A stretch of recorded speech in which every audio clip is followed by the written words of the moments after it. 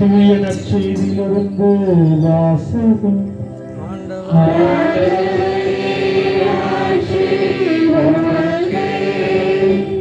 அதிகாரம் 8 இறை வசனங்கள் 23 தொடக்கம். அக்காலத்தில் இயேசு படகில் ஏறவே அவருடைய சீடர்களும் அவரோடு ஏறினார்கள். திடீரென கடலில் பெரும் கொந்தளிப்பு ஏற்பட்டது. படகுக்கு மேல் அலைகள் எழுந்தன. ஆனால் இயேசு தூங்கிக் கொண்டிருந்தார்.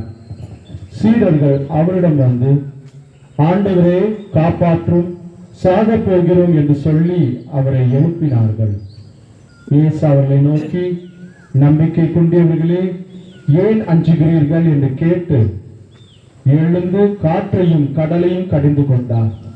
உடனே மிகுந்த அமைதி உண்டாயிற்று. மக்கள் எல்லோரும் காற்றும் கடலும் இவருக்கு கீழ்ப்படுகின்றனவே, இவர் எத்தகையவரோ என்று வியந்தனர். ஆண்டவரின் அருள்வாக்கு.